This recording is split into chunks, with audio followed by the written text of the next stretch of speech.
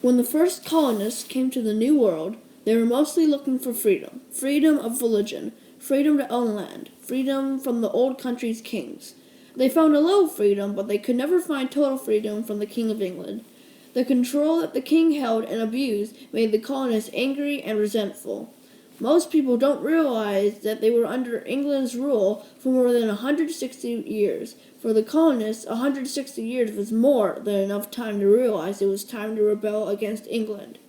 Rebellions often turn out badly. Many times the rebels lose, and even when they win, things don't go well after because new citizens cannot settle a new and improved government, or they continue fighting.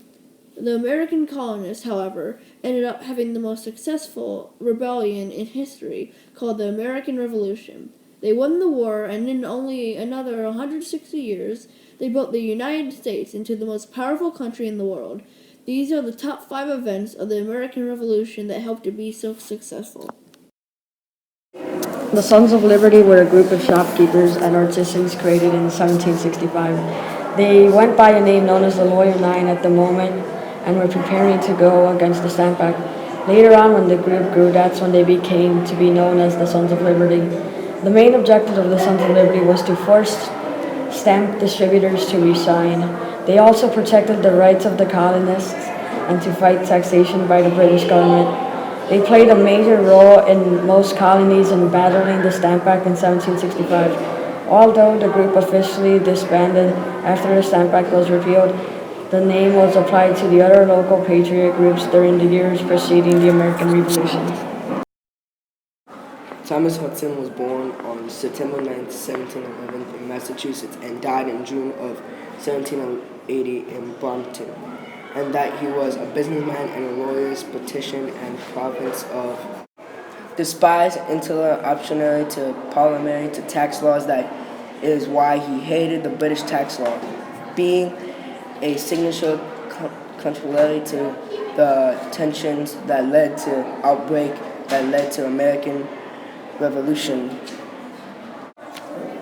Thomas Hudson was born on the 9th of September, 1711, in North Boston, for the fourth of 12 children of Thomas and Sarah Foster Hudson, that the family were well wealthy. Hudson's brother-in-law named Andrew Oliver that was given a job and that was called Stamp Master, with the responsibility for implanting the Act province. Although the Hudsons apparently had no in the argument. In 1765, he exposed himself to the mob attack after Boston Massacre, which he had ordered to remove the Hudson home. The Molasses Act of 1733 came from the Parliament of Great Britain. It was something that taxed the citizens of colonies of 6 pence every time a gallon of molasses was shipped. This act was imposed to make trades with the French cheaper. This act vitally impacted the global mass trade. The molasses was used to make rum in New England. This made it much more valuable than anything else that the colonies had to offer, may it be fish or anything else. Since they had molasses, the British West Indies were considered the most valuable trade partners out there. The citizens disliked the taxing aspect of this act. The tax was never paid, nor were the collectors very concerned about collecting. The corruption of the British West Indies led to the ultimate failure of the act. However, the act ended up having the tax rate. This act was replaced by the Sugar Act. This is later replaced by the Sugar Act of 1764 and forced the citizens to pay taxes to ship sugar. The main opposers of this act was John Adams. The Sugar Act was also a stronger version of the Molasses Act. This also lasted longer and made the citizens pay taxes. The sugar taxes were 16 pence, but were reduced to 3 pence to encourage the citizens to pay. This act was finally repealed in 1766 and replaced by the Revenue Act of 1766. The battles of Lexington and Concord were the first military encounters between the British and the colonists, which officially started the American Revolution. They both took place on the same day, April 19th, 1775, near Boston. The colonists were wanting to rebel against the unfair British government, so they had been collecting guns and training people to fight, and they basically controlled all of Massachusetts outside of Boston. The British didn't like this at all, so when they heard about guns being stored 20 miles away in Concord, they sent out 700 troops to go capture and destroy those supplies. However, word got out first to Paul Revere. This is when Revere made his famous midnight ride, yelling, "The Redcoats are coming," ahead the marching troops. The colonists were able to prepare themselves by grabbing guns and other various weapons. As the British passed through Lexington, the colonists attacked them, which was called the shots heard around the world, to begin the battle. Being outnumbered by the British, the colonists weren't able to fend them off, and the British troops moved on towards Concord. In Concord, more colonists were ready, and the British broke into smaller groups to search for the secret supplies. The colonists stayed together and ambushed one smaller group of British at a time, outnumbering them and winning. This scared the British enough to make them retreat back to Boston.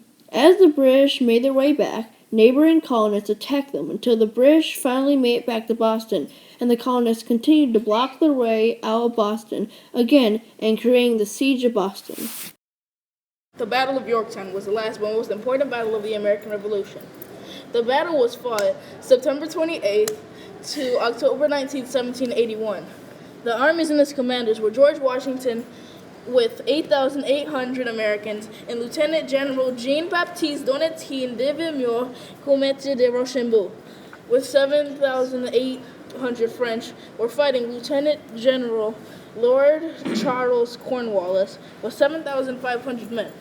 After taking the French, Washington decided to quietly move his army away from New York City, wanting to crush the Cornwallis' force. Leaving the 21st of August, the French-American army began going south. They went south to Yorktown because that's where Cornwallis' headquarters were. General George Washington told the French to surround the British by water. While the French surrounded the British, they also bombarded them with cannons non-stop. When Cornwallis didn't attend the ceremony because he knew he would not accept defeat, he handed his sword to the second in command. The American Revolution is a perfect example of people rebelling because they felt that their government was not acting in the best interest of the people. This natural desire to rebel follows John Locke's social contract theory. Locke wrote that all people have the right to life, liberty, and the state, and that people actually have the obligation to rebel when the government abuses its power. The British were definitely abusing their power in colonial times, and that is why the colonists rebelled and replaced them with a new government.